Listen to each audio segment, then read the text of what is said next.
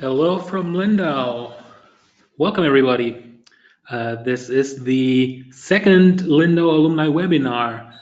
Today's topic is Optimizing Your Time at Conferences, Networking Strategies to Advance Your Profession, Career, and Field, especially at Lindau.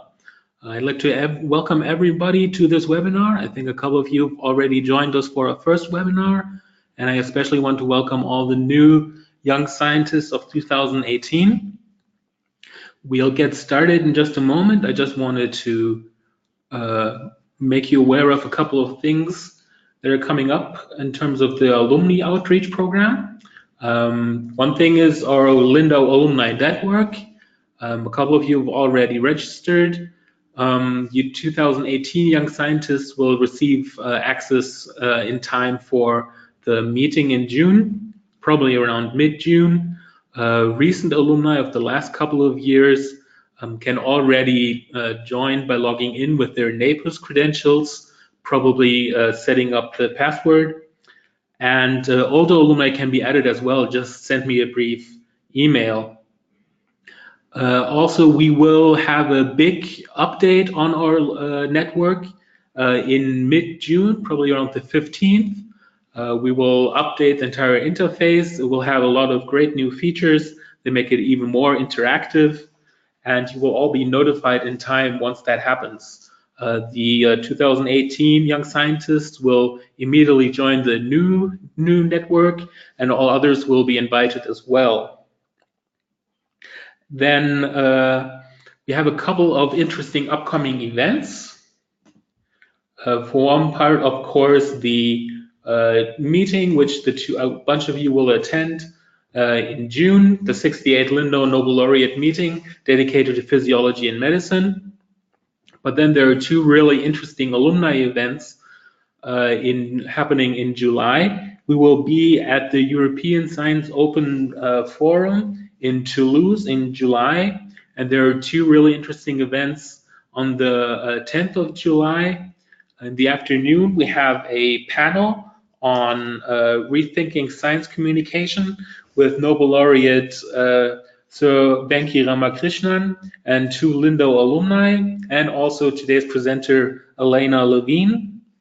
And then we're also planning to have a workshop on the same day, also in Toulouse, also with Alaina, which we're really looking forward to.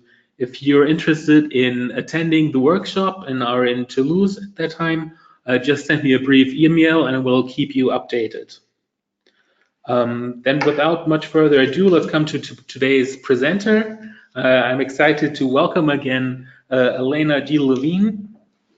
Alaina is an award-winning entrepreneur, STEM career consultant, science journalist, speaker, and corporate comedian. Her first book, Networking for Nerds, was published by Wiley in July 2015. She is president of Quantum Success Solutions, is a prolific speaker and writer on career development and professional advancement for engineers and scientists. She has delivered speeches for clients in the US, Europe, and worldwide. And she is also currently authoring 2 online courses for Oxford University Press and on career development. And she is a consultant speaker and writer for us, the Lindau Nobel Laureate Meetings. She attended Lindau in 2012, 2016, and 2017 as a journalist, and also will return this year. Last year, for example, she moderated a panel on science careers with Dan Scheckman, Johnny Walker, and also Lindau alumnus Thomas Dianetti. So we're really glad to have her here and also to have her take over this webinar. And I'm really excited about what she will tell us about how to perfectly network. Thank you, Alaina.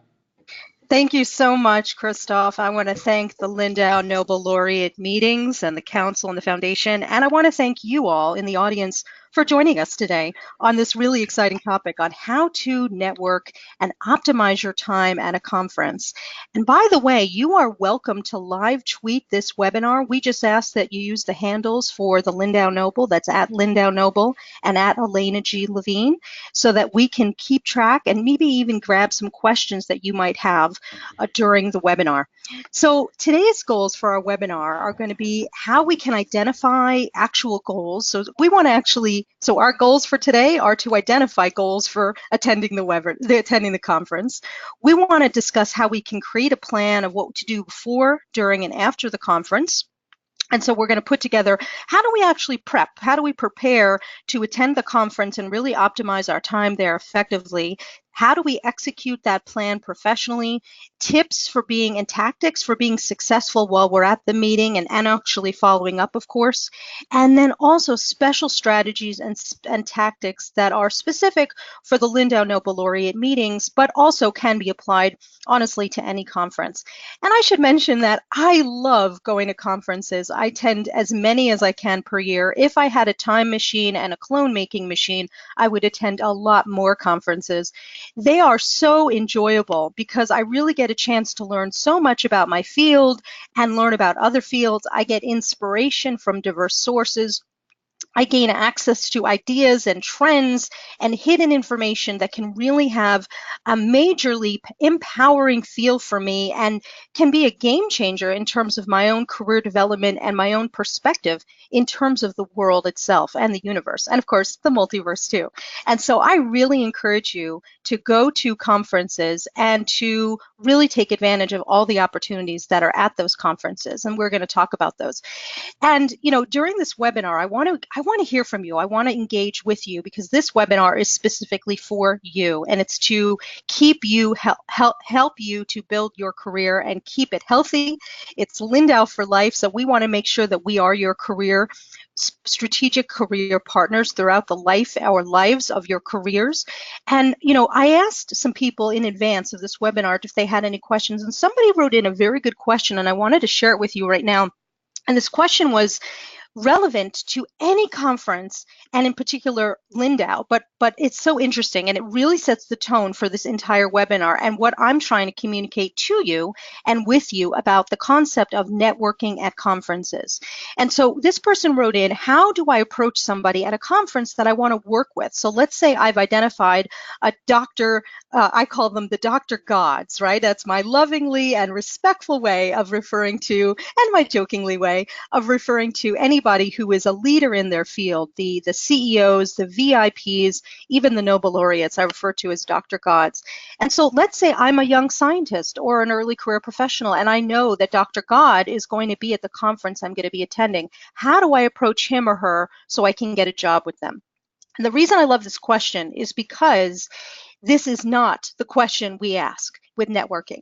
See, networking, a lot of people think networking is about me trying to get something from you, me trying to mine your brain for a job. I meet you and I want to work with you, so I'm going to tell you right away, I want to work with you. How do I get a job with you? Give me a job with you. Do you have any openings? And most people on the planet, and most people on exoplanets too, they don't respond to that.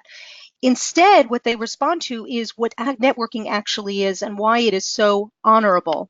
Networking is about building win-win alliances. So you don't go to a conference trying to find the Dr. God that you necessarily want to work with and ask him or her, can I get a job with you? Instead, you go to the conference and you use the time you have at the conference to have a meeting, a coffee appointment with them, or to exchange contact information. And what we're trying to do is we're building a relationship for the long term. So I know you may want a job with this person, but you certainly do not go up to them at the conference and say, can I get a job with you? Instead, you say, I'd like to learn more about what you're doing. I think maybe we could collaborate in the future. Would you be open to an informal conversation? And when you approach networking with the concept of building that mutually beneficial alliance, and I'm going to talk more about it in a moment, and what can I do for you as opposed to what can I take from you, and investment in the future relationship. That's the key. I'm investing in the future relationship. You will get opportunities in the future, but we have to go into it with the concept that we're not trying to get tangible benefits like jobs just from that first meeting, because people will shut down. They won't respond to that. So that's why I really like that question, because that's what we're talking about today. So why have a goal at all at a conference? Well, conferences, you have precious little time, very little time. And so your goals for attending will help determine your course of action before you attend, during, and even after. And it also really helps to optimize your time there. So no matter what conference you're attending, the key goal always, no matter what conference it is, the key goal for you attending is always going to be to network.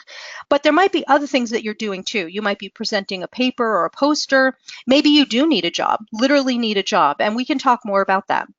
You certainly want to learn more about your field and other subfields. You want to learn opportunities for career growth and development. I'm sure you want to gain professional skills. You want to amplify your reputation and your brand. And your brand is simply your promise of value, your promise to deliver excellence, dependability, and expertise in everything you do. And you want to get access to the industry trends and the decision makers and the leaders so you can learn from them.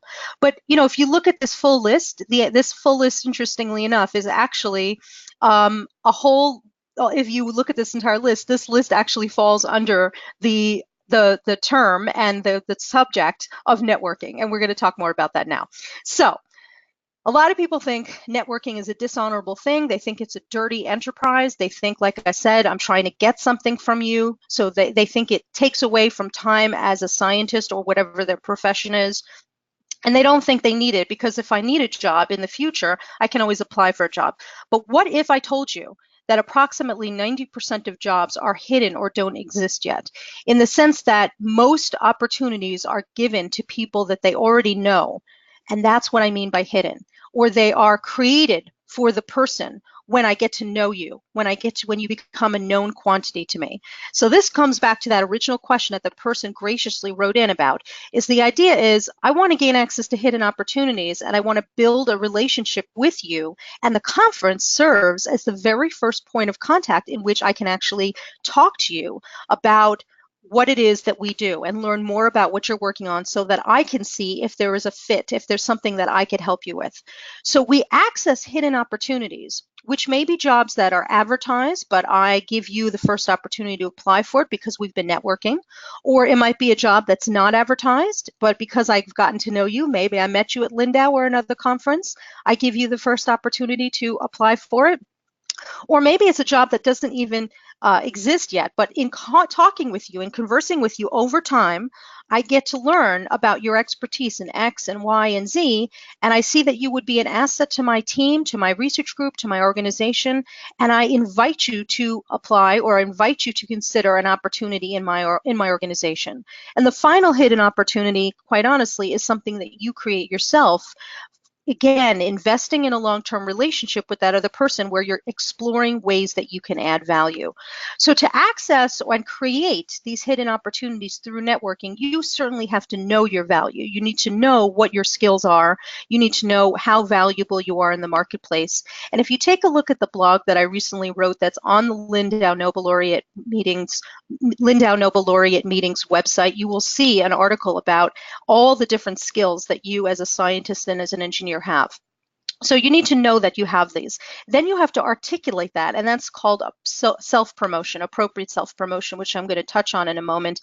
Then we amplify it through reputation management activities like speaking, doing posters, serving as a mentor, serving on committees, applying for awards and things like that. But all of this is about exploring and showing how your value solves a problem for the other person, as opposed to asking for an opportunity. So I want to give you a very specific definition of networking so you know exactly what we're talking about. So networking is a spectrum of activities. That's important because a lot of people think, oh, I go to a conference, I met this person, my networking is done for the year. Yay, me! And no, that's not it. Networking begins with that first point of contact. It begins when we meet at a conference and we exchange contact information. But like I said, we are building for a long-term relationship. And here's the beautiful thing about networking. This is what makes it so honorable. In fact, the most honorable thing you can do in your career and in your profession is that networking is about building a win-win relationship, a mutually beneficial partnership with that other person, where we're both providing value via correspondence and actions over time in different forms and functions, and it ends only when one or both of us drop dead. So that is networking. And it's very important for you to see that when we go to a conference and we meet somebody, our goal is to build that relationship, to invest in that relationship so we can see how we might be an asset to them now and in the future, but not to try and get something from them. And let me tell you that the more you engage in this type of networking with the concept of long-term relationships that you're investing in that are mutually beneficial, you actually will get access to a lot more hidden opportunities, including jobs, including awards, even fellowships. These are real things that I personally have gotten from networking with people over time. And that's where the conference comes in handy, because you suddenly have this wonderful aggregation of people who are all excited about the same thing that you are. And really, when it comes down to actually getting a job, the thing is that if I'm a decision maker, I have a problem, I have to hire somebody. And I will always have two sources of candidates. One source of candidates comes in, if it's an advertised position, it comes in through the website. And the website could be a black hole. There could be applications that come in from that website from other dimensions. People from other dimensions are applying for that job. I might get dozens or even hundreds of people who apply for that job, and I don't know who these people are. So I have this metaphorical pile of applications that I have to look through of people whose reputations and brands and value I have no understanding and no experience and no engagement with. But then I always have a second source, a second metaphorical pile of applications, and that pile consists of one, maybe two people, and that those people are you. It's you, because you and I have met at a conference. We've engaged in conversations after the conference. You stayed in touch with me. You were respectful and appropriate and polite and professional with me. And I got a sense of your value, and I got a sense of what you could do for my team. And when an opportunity arose, I told you about that opportunity. You sent in your application. And so now the problem for me is to hire somebody. Which source, which metaphorical pile am I going to go to every single time that's going to reduce the risk in the hiring process and also solve my problem faster of bringing in a candidate that not only is technically capable, but also has soft skills and has a great attitude that I know would be a good cultural fit for my organization and my team? Well, you know the answer, of course. I'm always going to go with the second source. I'm always going to go with the people that are already known to me, the people that I've already been networking with. So what we have to do with networking is we have to connect it and keep it known to us that networking is connected to self-promotion. And let me give you a definition of that, because you should know that it's not bragging. It's not me running into your face and screaming, "I'm awesome, hire me today." Self-promotion happens in an appropriate form and ecosystem. That is the key. It has to happen in an appropriate form and ecosystem, like LinkedIn. That's totally appropriate. It has to tell truthful and authentic information. We never embellish, we never lie. We only provide truthful, strategic information about our value, about what problems we can solve, that encourages the other party to make a decision to engage me in some positive manner. And we'll talk more about that, but the idea is I don't run up to somebody and say, you know, I have these skills, you want me on your team today. But in the course of conversing with them over time, after I meet them at that conference, I learn a little bit about what they're working on. And I might say, oh, that's so interesting. You know, you're interested in X, you're working on X. When I was a graduate student, I did X and X plus one. So if that's something that I can assist you with, please let me know. So in saying it that way, what I did was I waited actually for the person to discuss, to mention that they had a problem, that they were looking to do X. And then I was able to appropriately self-promote myself by saying that I have knowledge and expertise in X and X plus one that can be an asset to you. And that is how you get an opportunity, and that is how you build a relationship. So self-promotion is being your own champion. If you don't champion your own value, nobody else will. And quite honestly, it is sharing your value it's sharing the value that you can provide others in the future. Now, at this point, of course, we want to engage with you. So, Christoph, I want to see, do we have any questions from the audience? Yes, we already had a couple of really great questions. One question, for example, from Yurchen, what if I suggest a collaboration, but since there are so many people to interact with, I don't quite remember who it was. Are there any tips to prevent that? So sort of you talk about a collaboration, but then you can't really remember who it was? Yes, and for us old people, we totally have that problem all the time. And of course, we're engaging with so many people at conferences and through other media that, of course, there's always a chance that I might forget you and you might forget me, and that's no problem. So what happens is usually after a conference, after I meet somebody, or if I haven't talked to them in a while, the email that I send them will be like, it will be the following. Dear Dr. Levine, it was a pleasure meeting you at the Lindau conference last month, 6 months ago, last year, 10 years ago, whatever it was. As you recall, I am a graduate student in biophysics at the University of Arizona in Tucson, Arizona. I am working on X and Y. And we had a really interesting conversation by the piano on the first night when we were talking about the interesting aspect of applying biophysics biophysics tools to cancer problems. I wondered if there might be an opportunity to speak with you further about this because I think there might be an opportunity to collaborate. So that might be a way to do it, is to gently and politely remind them who you are. And I do that all the time myself with people who are older than me, younger than me, and my age. I think that's fine. What do you think, Christoph? Yeah, I think that's really good advice. And maybe I have time for one more Yeah, question at yeah. this round. And it goes into the question is how could I approach people and start a reasonable, good conversation while also being an introvert and then not acting like Sheldon from The Big Bang Theory? Yes, yes. Thank you so much for asking that great question. And you know what? That question is actually the rest of my webinar.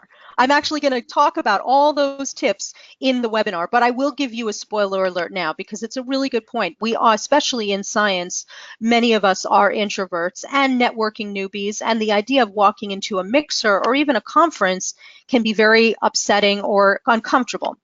And so one tip I can give you right off the bat is recognize that everybody at the conference is there to network. And particularly at Lindau, everybody at Lindau is there specifically to network with each other, and everybody's in the same boat. I would say that the majority of the Lindau attendees are introverts.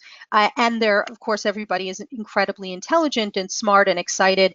And so using the opportunity that you have at Lindau to network with all of the other young scientists will help you to build your training and build your comfort level and build your confidence so that when you're at another type of conference, you will be able to go up to people and ask questions. And I'm going to give you some specific tactics,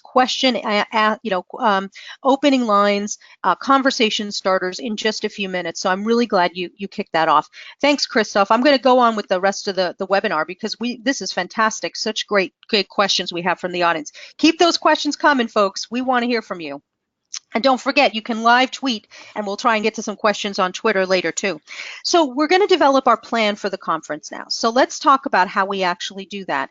So let's read through the program very, very carefully. And we're going to start by identifying the major scientific talks and the posters that we want to attend.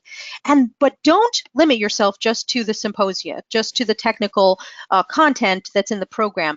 Also, you want to identify and register and plan to attend special events, such as career events, which could include talks. They could include one-on-one career coaching or consulting sessions, and even meet and greets with high members of your community. Often professional associations, when they hold conferences, they will have meet and greets with the senior leadership in that association. And they want to hear from early career professionals. So to be able to go to those meet and greets, that's a really, really great opportunity for you. And go to the networking events, go to the mixers, the hospitality suites, the dinners, whatever they are, take advantage of them.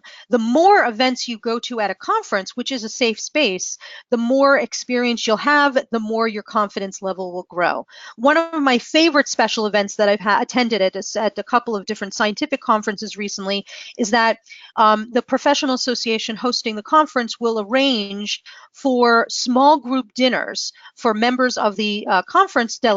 Anybody who's attending the conference can sign up to attend a conference dinner with 10 people, and then everybody breaks off on that night. Let's say it's Monday night of the conference, and then you meet those 10 people and you all go out to dinner. And 10 people you've never met before, but it really gives you a chance to get to know people you wouldn't necessarily be interacting with in an intimate way because you're having dinner with them. But it's not 50 people, it's not 3,000 people in a mixer, it's 10 people around a table. And so if you ever see those types of events at a conference, do take advantage of them. There's also things called town halls, which are similar to the meet and greets with the leadership.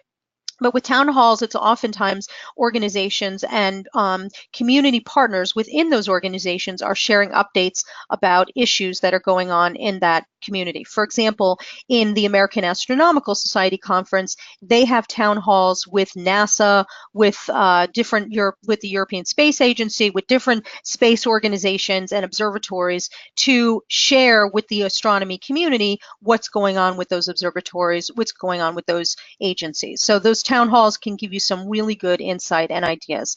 There's more and more conferences have early career centered events that you should go to.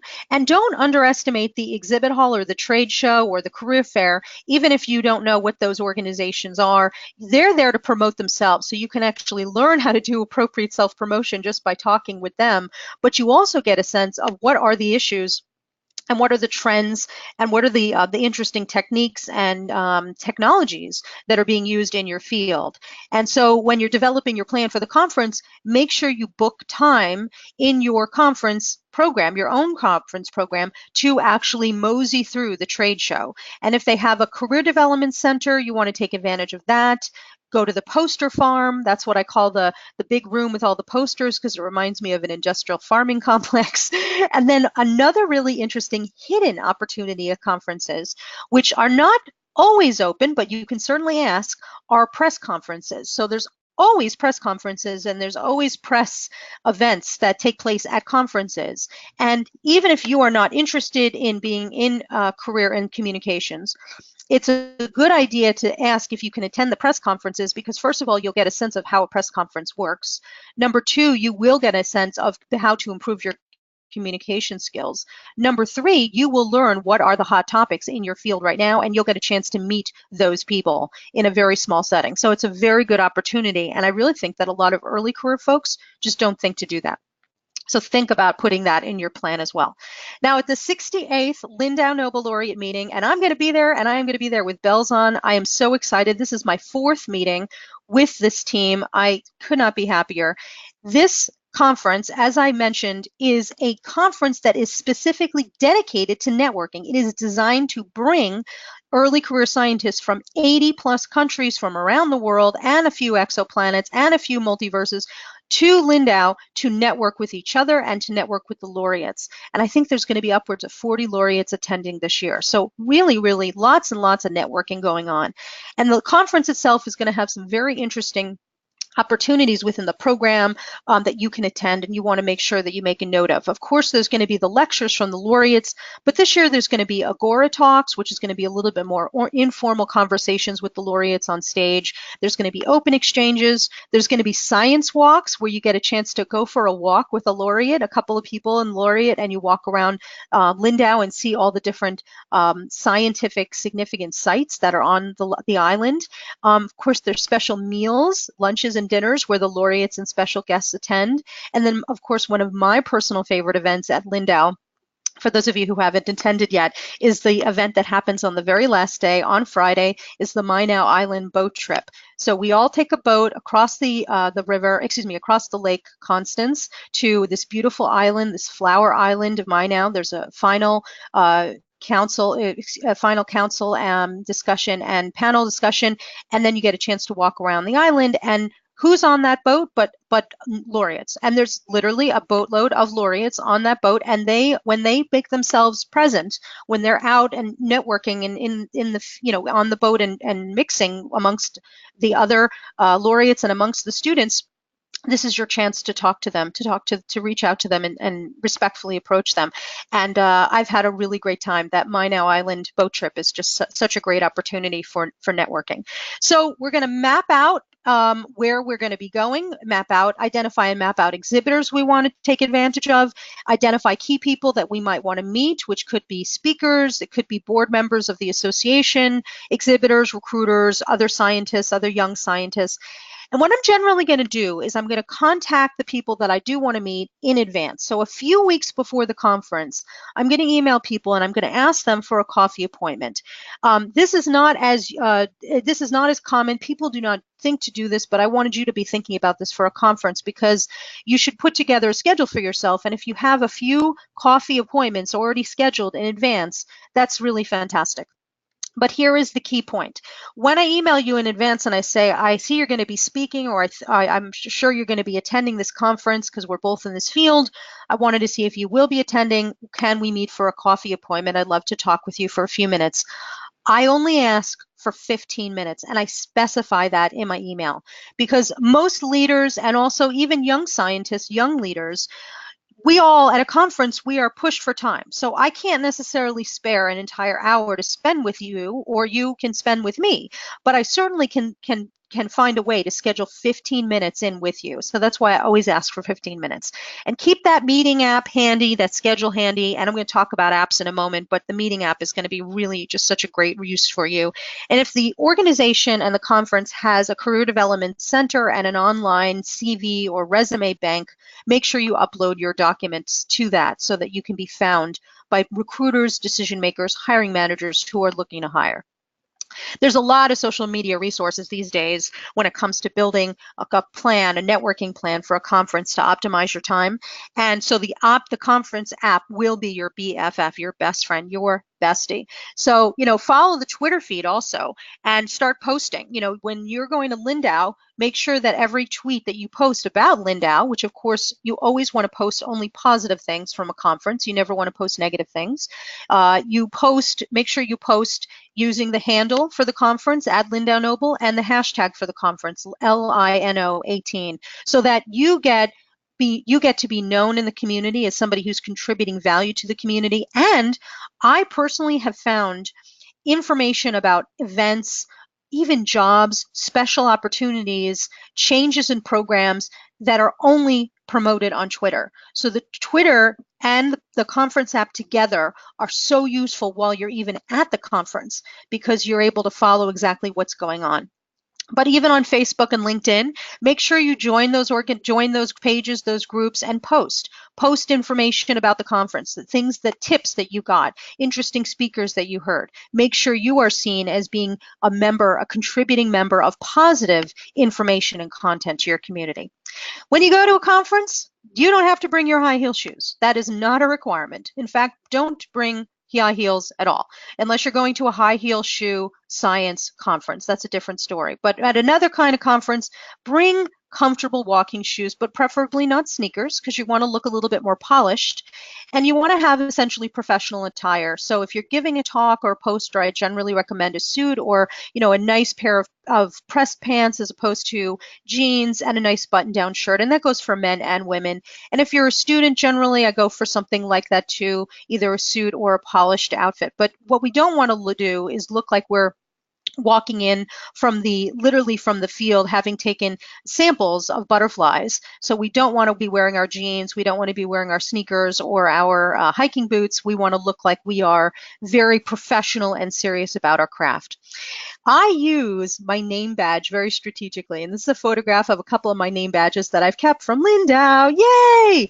And one of the things that I do is, as soon as I get my name badge, if it's a name badge like the one on the left there, which has a little pocket, I immediately put in my name badge, I put a few of my business cards, I put a little sort of pad of paper, and I put a pen. I attach a pen to my name tag so that I always have a pen handy. If I'm meeting somebody and they give me some tips, I can always grab that pad and immediately start writing on it. And I can also give them my business cards. They're always handy, and I can have a nice clean place that honors somebody if they give me their business card, as opposed to throwing it in my pocket or in my bag. So your name badge can be really strategic for you. So you want to bring to the conference business cards. Now, Lindau in the past has provided calling cards, business cards, but in the conference that doesn't, just create a business card. You don't need your photograph on it because you're not a real estate agent. In the United States, if you're a real estate agent, you'd put your photograph on a card. But as a scientist, all we need is your name, where you are, your station in life, PhD student, biophysics, the University of Arizona, Tucson, Arizona, USA. Maybe maybe a couple of things of your expertise. So maybe like some of your high level skills, 2 or 3, then your email, your cell phone, your LinkedIn profile. That's all you need on your business card. And that's so professional when you're meeting somebody, both the young scientists at Lindau as well as the laureates and the special guests, to be able to hand them your business card. What a professional and appropriate thing to do. And same thing at other conferences too. I do recommend you bring your resume and CV with you, but I say be careful with this because, especially at mixers, I'm not going to have a hand handy to take your resume. So you never, ever at a mixer, at a conference, go up to somebody and say, here's my resume. You instead offer them your business card after you've had a few minutes of conversation. But if somebody does ask at some point, can you send me your resume or your CV, you have it handy. And I like to load up my CV on my tablet or my other mobile devices and have it handy so that if I'm talking to somebody, I can just quickly show it to them.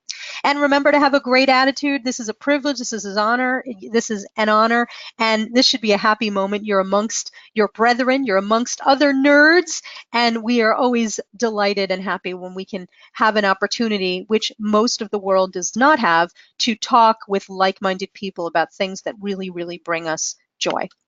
While at the conference, now you're at the actual conference. One of the first things I do is I take a look at the schedule, I take a look at the room locations, and I like to scope out where the room locations are. And I also, as I'm looking at the room locations, I'm also taking a look, where would be places that would be good for me to meet? So for those coffee appointments. So maybe I've set up a coffee appointment with Dr. X, but we haven't clarified exactly where we'd meet. Well, once I take a look around and look at the different locations, I can email him or her and say, why don't we meet by the coffee cafe by the entrance of the exhibit hall, or why don't we meet at the registration desk? So looking for places where you can meet and actually have that meeting, like benches and like more secluded areas for a little bit more privacy, that's something that you should be taking a look at. And although you're going to have a schedule, interestingly enough, you want to actually build flexibility into your schedule so that if other things pop up, interesting talks, if you see Dr. God walking by and you want to have a conversation with him or her, make sure that you have that flexibility, and also that you don't beat yourself up that you didn't follow your schedule to the letter. You want to make sure that you build time into your schedule for those ad hoc meetings and be flexible in your approach. So as I mentioned, follow the Twitter feed. And another thing is there still are conferences where there's a bulletin board, a physical bulletin board, where people post messages, flyers, they announce networking events, they announce special dinners. So really look for those bulletin boards because they are still being used as a communication channel. And regarding food and drink, you do not have to drink alcohol if you do not drink alcohol. And if you do, and you like to partake and there's free alcohol, please be careful with that. Watch your alcohol intake. This is not the time to get drunk. This is not the time to imbibe beyond your limit. You have to maintain your professionalism and your clarity of brain the entire time you're there. And the other thing about the food is that I get that as a young scientist, and I totally get this from myself, as a young scientist, it's all about the free food. Like the dream is to have free food. I mean, as an undergraduate student at university, I would make sure to go to events only to get the free food. I mean, I wasn't even invited to those events on campus, and I went there just to have dinner. And now that's useful as an undergrad at the university. But at a conference, you are on display, you are being seen as a professional, as being somebody who's serious about your craft. So certainly you can eat, certainly you can enjoy your meal, but it's not the time to go get, 30 sliders or 30 pyramids filled with mashed potatoes and bratwurst. Just get what is appropriate. Just enjoy your meal, okay? Now, when we're talking about networking, we're going to be proactive. So we're going to act. We're not going to wait for somebody to introduce ourselves. So here's goes to that question earlier about how introverts can really start to feel better and more comfortable in a networking situation like a conference. At a conference, I like to use an opening line question, and I might say to you, hi, I'm Alaina. I'm from the University of Arizona in Tucson, Arizona, in the United States. Where are you from? What's your area of expertise? Have you been to this conference before? Where do you come from? So I'm asking them just basic questions about their background just to start. And I can start by just introducing myself and extending my hand. Hello, I'm Alaina, if I really want to. The more you do this, the easier it's going to get. But what I am going to do is I'm going to go up to you and I'm going to smile. I'm going to shake your hand. If it's appropriate, I'm going to say your name because I want to make sure that I hear your name and that I'm pronouncing it correctly. And then I'm going to say my name because I want to make sure that you hear my name, and I'm going to look you in the eye. Now, I'm aware that in some cultures around the world, it's not appropriate for me as a woman to shake the hand of a man, and vice versa. And that's totally fine too. If you come into that sort of situation, just don't extend your hand. So in certain cases, I'm aware that the person across from me can't shake my hand, and so I don't extend my hand. I just put my hands to my side, but I'm still very positive. I'm still smiling. I'm looking at them in the eye, and I'm nodding, and I'm saying it's so nice to meet you, like that, and that's totally appropriate. Now, if you really want to become successful with networking, here are some very specific tips that will really help to boost that confidence. So one thing at a conference that you can do is talks. Let's say the talks begin on the hour. If you show up to the talks early, let's say 10 minutes early, there's usually a few go-getters that are also in the audience at that time. The majority of the people will start coming in about 5 minutes before, but about 10 or even 15 minutes before, there will be a few people scattered in the audience. And what I like to do to ease myself into networking at conferences is I will actually go to a talk early. I'll show up 10 to 15 minutes early, and I will sit near, not next to, but near another person who is in the audience at that time. And what I'll do is I'll say to them, and this is a great opening line in that circumstance, we're both waiting for the speaker, so I'll say to them, hey, not hey, I will say, hi, have you ever heard this speaker speak before? What a great way to start the conversation. I mean, you can talk about what you're physically there to do, to hear that speaker. And they'll say, no, I haven't, or yes, I have. And then at that point, you can say, hi, I'm Alaina. I'm a graduate student at ETH Zurich, and I'm here to learn about X. And now you can have your conversation. What do you do? How did you get interested in this? What's been some of your favorite sessions so far at this conference? What kinds of work are you looking to do in the future? What projects are you involved in right now? So those are some great questions to ask.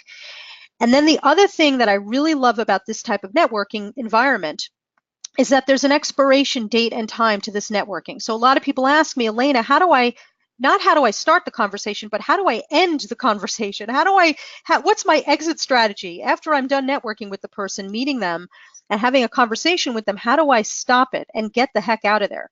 Well, this experience, when you talk to somebody in the audience just before the conference speaker begins, this has an expiration date or time, because as soon as the speaker begins speaking, you whisper to the other person, it was so nice meeting you. I really enjoyed speaking with you. Can I get your business card? Maybe I can follow up with you in the future.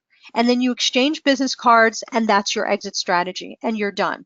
So fantastic networking. Try that out. Try that out at Lindau and at any other conference that you go to, and I guarantee you it's going to help to really help you to feel more strong and confident in your networking. Another great proactive tip at conferences is to introduce yourself to the speaker, but I never ever do that at the beginning. So the speaker, I often speak at conferences, so I know as I'm getting ready to speak, I'm working out a number of different details in my mind. I'm taking care of the technology. I'm looking where the water is. I'm looking where this is. So I don't really have a chance at that moment to have a conversation with somebody because I'm focused on giving my talk.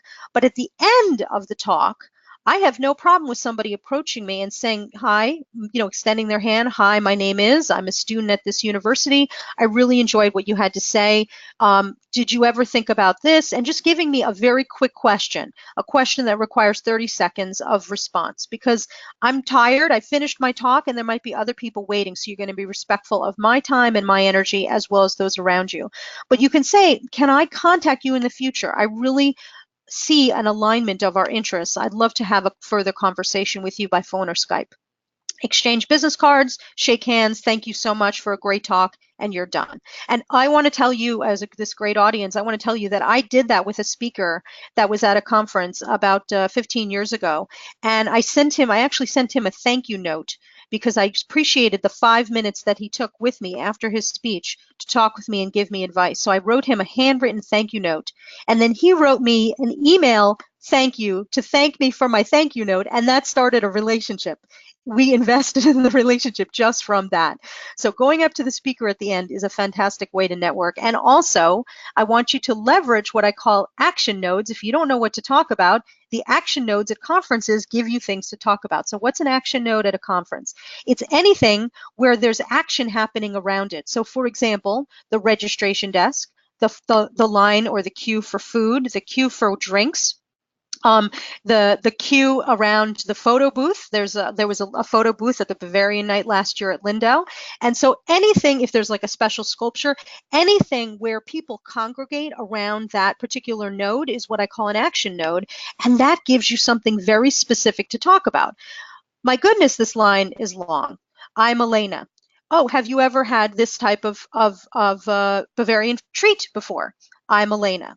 Oh, I'm getting registered. Are you getting registered too? Oh, me too. I'm picking up my name tag. I'm Alaina. So you can use that as a way to start the conversation. And also, if you happen to be giving a talk or a poster, I always say that what you should do is put a sticker on the back of your business card, so have them do quote unquote double duty, which lists out the name of your talk or poster, the location, the time, and the date of when you're going to be giving it, so that when you meet people, you can say, oh, it's so nice to meet you, by the way, and you flip over your business card, by the way, I'm going to be giving this poster. I'd love for you to attend. I hope you can find time in your schedule to attend. So it's a great way to promote yourself appropriately. And during lunches at the conference or even at nearby restaurants, if you see anybody with the same name tag and they're sitting by themselves, you can ask them, is anybody sitting here? Do you mind if I join you? Obviously, if they're knee deep in email or if they're, on the telephone, you don't bother them while they're in the middle of a call. But if they're just sitting there and they have the name tag on, you're all attending the same conference. So make sure you introduce yourself. And finally, when you see Dr. God walking by, grab them, go up to them and say hello to them while you can, but you do it in a very professional way. And, it's important to note that like at Lindau, the laureates, they're there because they want to network with each other, and more importantly, they want to network with the young scientists. But you have to be respectful of their space, their energy level, and their time. And so if you see laureates who are already engaged in conversation with other students, that's totally appropriate for you to approach them. In fact, Bill Phillips, who won the Nobel Prize in physics, told me a few years ago, he was at the physics one that I attended recently, and I saw him at the poster flash at Lindau, and he was talking with a couple of students, and pretty soon it was like a black hole because suddenly there were more students aggregating towards him and more, and he was standing like behind a piano in the room, and suddenly like there were students standing on the piano, well, not on the piano, but they were standing on the seat of the piano. They were cropped up under the piano. There was like a mass of students around him. And I asked him, I said, privately in an interview, I said, do you mind this? He's like, are you kidding? I love this. If I have a mass of students, that's what I want. But, if a laureate or a VIP at a conference is doing something quietly and privately, let them be. Be respectful of that. That's important. If you're giving a poster, by the way, you have the advantage in networking because you can share with them what it is that you want to talk about, right? You can share with them the information on your poster. So in advance, tweet and post that you're going to give the poster on LinkedIn, Facebook, mention it on Twitter, and invite potential collaborators to attend, and then engage people as they show up, give them eye contact and introduce them to yourself and to what you're doing. And you can ask them about what they're doing, and then have copies of the poster to hand out, as well as your business cards and even sign-up sheets for more information. And I also want to just mention that if you decide to volunteer at a conference, whether the conference mentions that they allow it or encourage it or not, this is a secret treasure for networking. Because let me tell you a story. As a speaker at conferences, I'm often assigned by the association, by the conference itself, a student worker who is a volunteer to assist me if I have any problems with my speech. And one day I was giving a talk at a conference where there was like 300 people in the room, and it was a huge conference, 26,000 people were attending, and just as I was about to begin, my computer died. My laptop just died right there on the podium. And before I could freak out, the student volunteer jumped up and said, I can get you a new laptop. And he ran to the other side of the convention hall to get me another laptop, ran back, had it set up so that within 5 minutes, I was ready to go. He saved me. He saved me. And let me tell you, if he were to ever contact me again, and especially to remind me that he was the one who helped me, I would be more than happy to go out of my way to assist him, to introduce him to people, to help him in getting jobs, or to be thinking about how to get a job or network or whatever. So when you volunteer, you make yourself known to the leaders in the community, you make yourself known to the leaders in the organization, and you demonstrate your really positive attitude, and it gets you access to hidden opportunities. And it's a fantastic way to network, because if you're assigned to help a Nobel laureate in his or her speech, hi, Dr. Laureate, my name is Alaina. I'm here to help you. If I can assist you in any way, please let me know. You have a reason to have a conversation with that person, and they'll remember when you help them, they will remember it. After the conference, oh my goodness, we went to the conference, we had a great time, we met a lot of people. Now we have to keep that networking going, flowing, and growing, right? Because it's not networking if we just say hello at the conference and never speak to them again. It's networking as we invest for the long haul in building a constant win-win, mutually beneficial relationship. So I'm going to follow up with you. I'm going to send emails to people that I met. If it's appropriate, I might even send handwritten thank you notes if they took extra time to talk with me and give me advice. I'm going to stay in touch and follow up as appropriate and connect with them on LinkedIn. And then I'm going to make plans to attend my next conference with even more confidence. And I wanted to offer you some final special networking tips specifically for the Lindau Nobel Laureate Meetings. This conference, as I mentioned, exists specifically as a networking opportunity. It's a very unique affair. I got to tell you, having attended many, many conferences over the years, there's nothing like Lindau out there. So the Lindau laureates attend for the joy of networking with you. And here's the thing, you're early in your career. It's not expected that you will know everything about this laureate. You might not even know anything about their field, because that's not your field. So don't feel afraid to go up to a laureate because you don't know his or her entire dissertation or even what they got the Nobel Prize in. But instead, if you show your passion and your curiosity and you ask questions in an appropriate and professional manner, can you tell me a little bit about your work? That is what people really respond to. That's what the laureates respond to. They respond to your hunger, your thirst for knowledge, for your curiosity for understanding the universe, the world, for being a better scientist. And when you ask questions, you become a better scientist. So you do not have to know everything. And guess what? The laureates don't know everything either. In fact, what's interesting to me to watch at Lindau is to see the laureates who sit in on the talks of other laureates who don't know anything about those laureates' areas of expertise. And the questions that they ask at the end of the talk publicly demonstrate that they're not knowledgeable about that field, because that's not their field. And they're not afraid to ask questions, even if they are rudimentary and elementary questions. So why shouldn't you be afraid to ask questions? But do follow up with everyone you meet, especially if somebody gives you their contact information and tells you to follow up. So if I meet a laureate and you have a conversation, if I meet a laureate and I'm having a conversation with her and she says, I really want to continue this, please contact me in the next few weeks, I'm going to do that. Just be respectful of people's time and space, and just know that they're people too. So in conclusion, the amount of value you get out of a conference is directly related to how much you put into it. You need to prepare in advance. You need to ask people for appointments in advance. Have your plan in place, but have it with flexibility. And even if you miss a talk, don't meet a person or can't attend the conference itself, you can still gain value. In fact, you can still email that person afterwards and say, unfortunately, I wasn't able to attend your talk, but I'm very interested in your work. Could we have a 15-minute Skype appointment to learn more about so I can learn more about what you're doing? Maybe there's something I can assist you with. But do follow up. And here's my final piece of advice with conferences. I used to tell people, when you go to a conference, spend 100% of your time at that conference attending events and networking. And I realized myself, and I'm an extrovert, and I realized even as an extrovert, that's too much mental stimulation for me. So now what I do, and I think this is very relevant, especially for introverts, is I take at least one night off of a conference week where I don't do anything. And I might just crawl into my hotel room and just sit on the floor and eat food on the floor of my hotel room by myself. But I have to take that time to rest, ruminate, ruminate, digest, and download, and be quiet and be away from all the stimulation, because then I'm able to become more refreshed. I'm able to be more proactive in my networking. And it really helps me throughout the rest of the week. So take the time you need to relax and be quiet. And we're still engaged with you as the Lindau Alumni Network. Lindau for life. We don't mean that simply. We are committed. We are invested. And remember, Lindau is your strategic career advancement partner. So share with the Lindau Alumni Network your successes, your progress, your questions, your interests, your desires. Let us know how we can help you keep that networking going and pay it forward. Let the other young scientists that you have interaction with know about Lindau and promote Lindau at your institution and community. And so with that, I'd like to thank you so much. This was a privilege and an honor, as it always is. And Christoph, I know we have a bunch of questions. I want to hear from you now.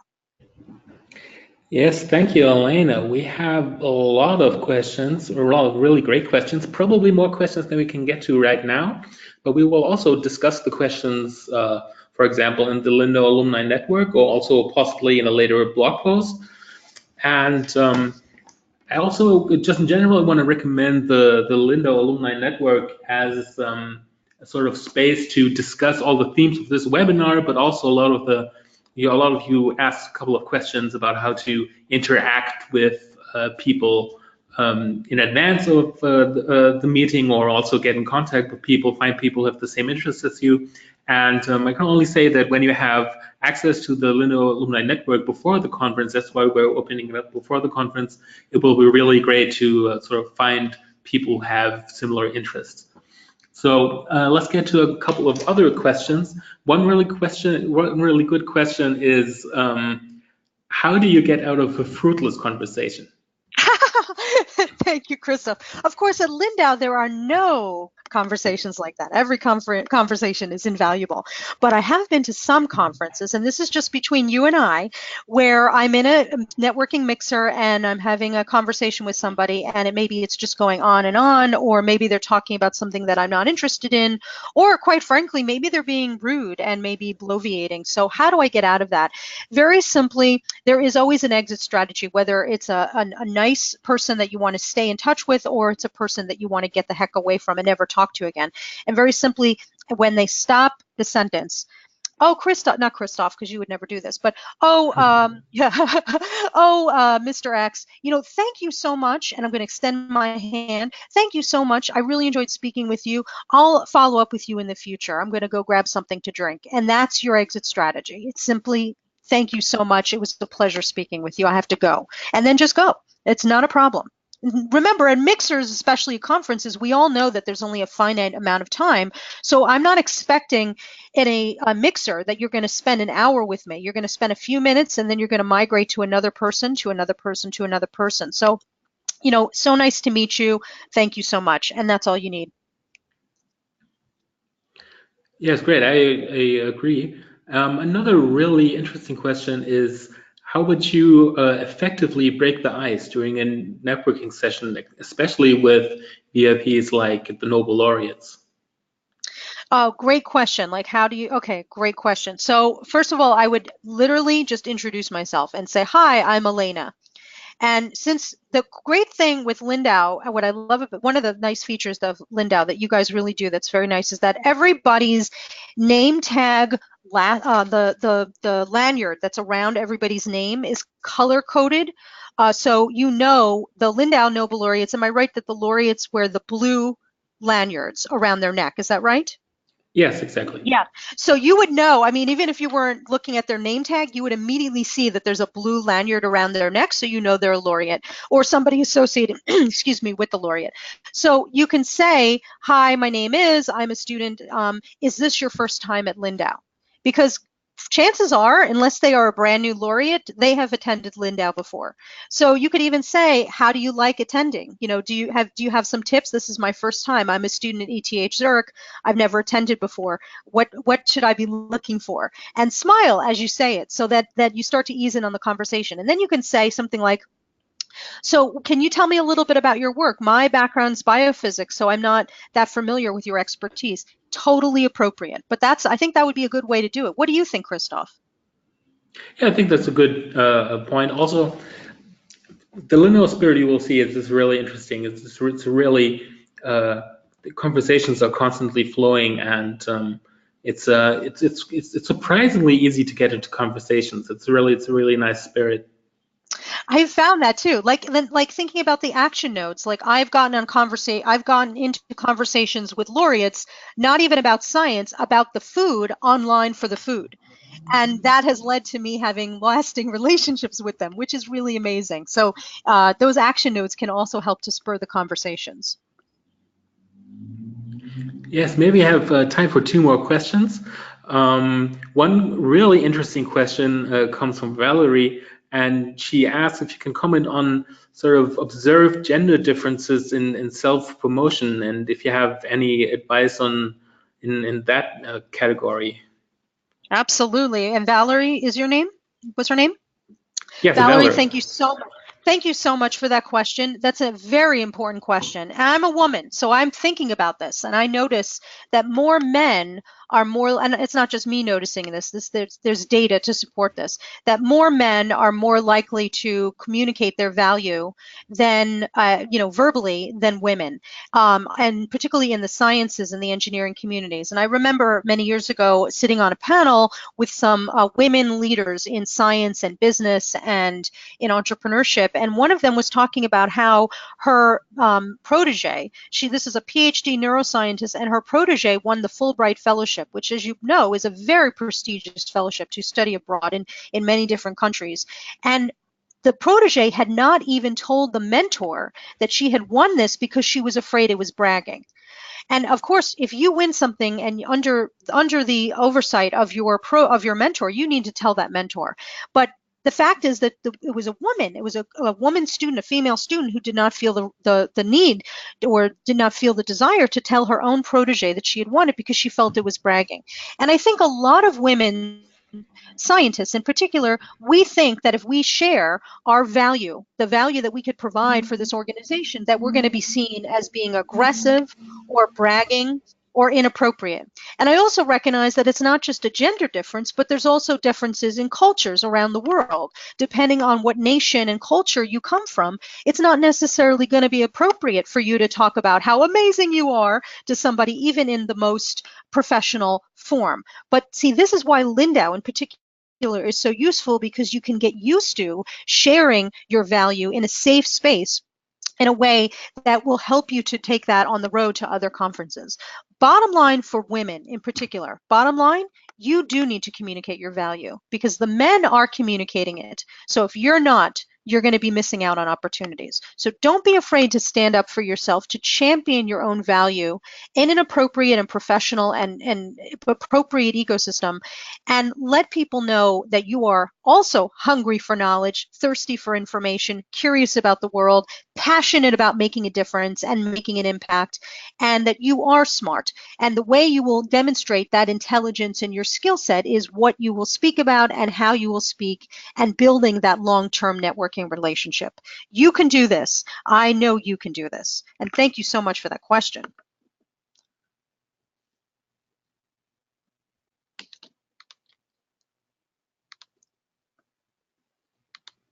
Christoph, do we have any other questions?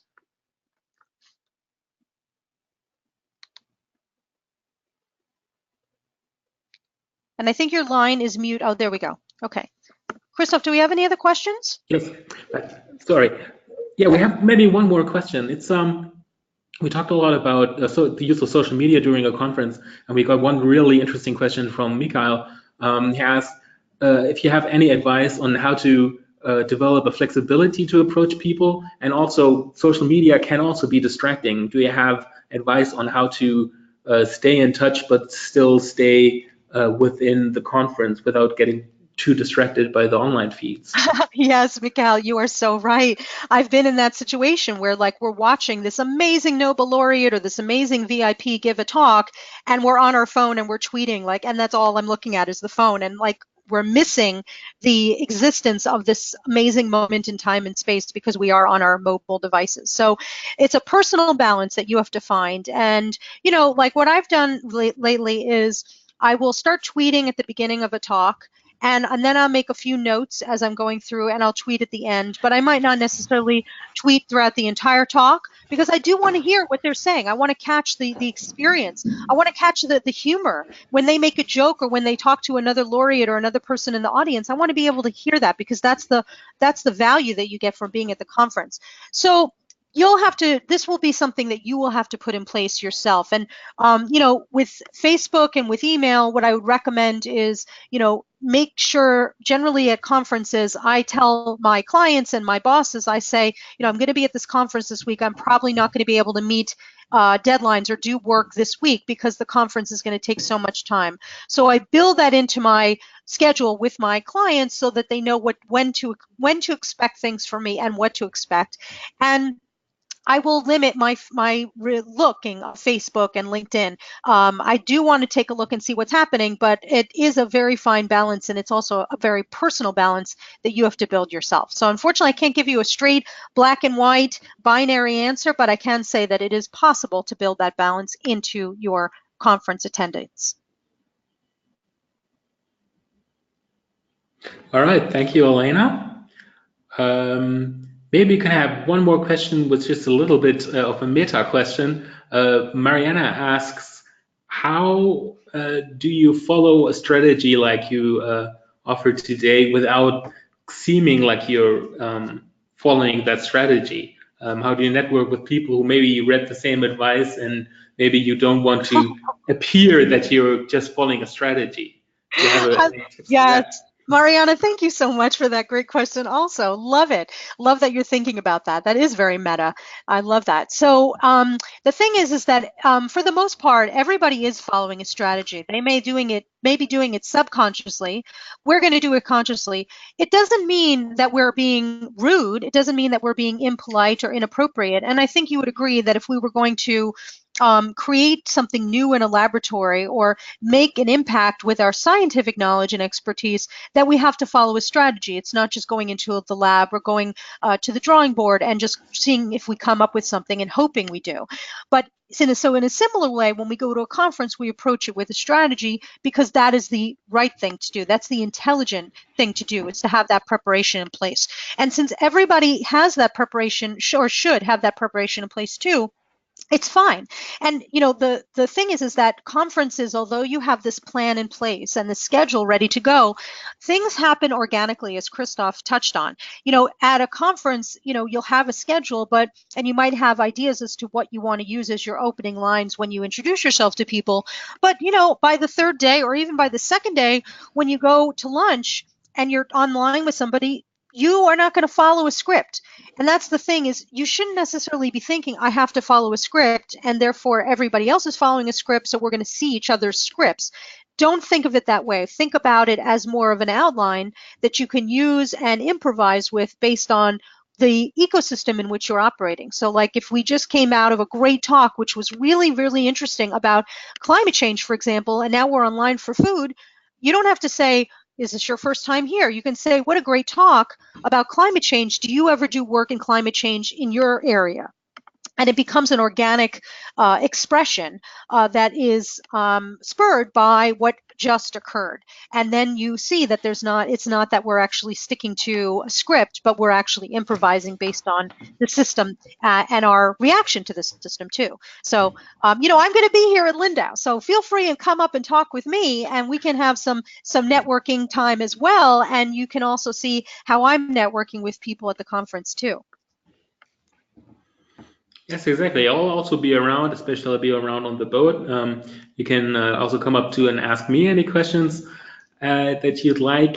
And well, for today, I would like to thank you, Alaina. I think we had a lot of great questions, a lot of great suggestions, and I think we'll also keep the discussion going online in the Lindau Alumni Network and also on Twitter. So even if we didn't get to all questions today, we'll answer a lot of them in the week coming. So yes, thank everyone. I would like to thank everyone for their attention. Just one last info: we will put a recording of this webinar online, probably in our Mediathek by tomorrow, and then you will also receive an email with a link to that webinar and also to a really brief survey where we basically ask for a little bit of feedback on the on today's webinar. There's also, as I mentioned, there's a group in the Lindau Alumni Network where you can discuss a lot of these themes brought up today.